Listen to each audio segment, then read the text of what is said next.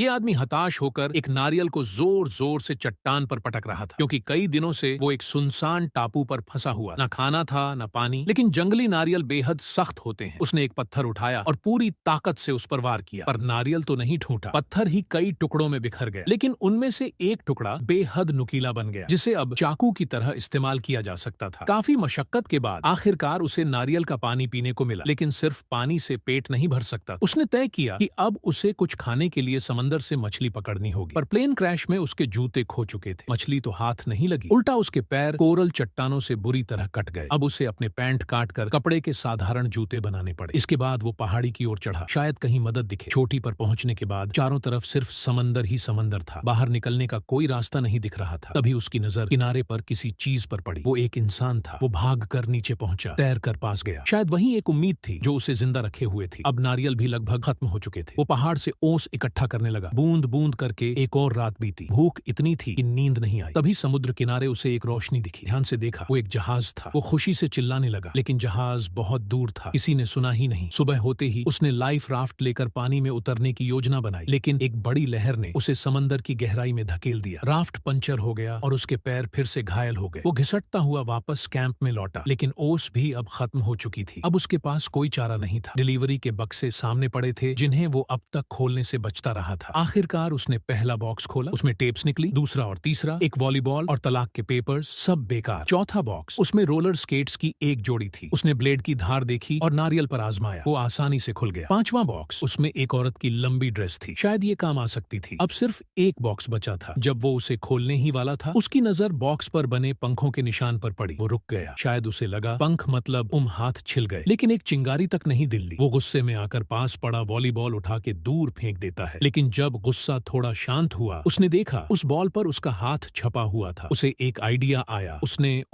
ये आदमी हताश होकर एक नारियल को जोर जोर से चट्टान पर पटक रहा था, क्योंकि कई दिनों से वो एक सुनसान टापू पर फंसा हुआ, ना खाना था ना पानी। लेकिन जंगली नारियल बेहद सख्त होते हैं। उसने एक पत्थर उठाया और पूरी ताकत से उस पर वार किया, पर नारियल तो नहीं ठूटा। पत्थर ही कई टुकड़ों में बिखर गया, लेकिन उनमें से एक टुकड़ा बेहद नुकीला बन गया, जिसे अब चाकू की तरह इस्तेमाल किया जा सकता था। काफी मशक्कत के बाद आखिरकार उसे नारियल का पानी पीने को मिला, लेकिन सिर्फ पानी से पेट नहीं भर सकता। उसने तय किया कि अब उसे कुछ खाने के लिए समंदर से मछली पकड़नी होगी, पर प्लेन क्रैश में उसके जूते खो चुके थे। मछली तो हाथ नहीं लगी, उल्टा उसके पैर कोरल चट्टानों से बुरी तरह कट गए। अब उसे अपने पैंट काट कर कपड़े के साधारण जूते बनाने पड़े। इसके बाद वो पहाड़ी की ओर चढ़ा, शायद कहीं मदद दिखे। चोटी पर पहुंचने के बाद चारों तरफ सिर्फ समंदर ही समंदर था। बाहर निकलने का कोई रास्ता नहीं दिख रहा था। तभी उसकी नजर किनारे पर किसी चीज पर पड़ी। वो एक इंसान था। वो भाग कर नीचे पहुंचा, तैर कर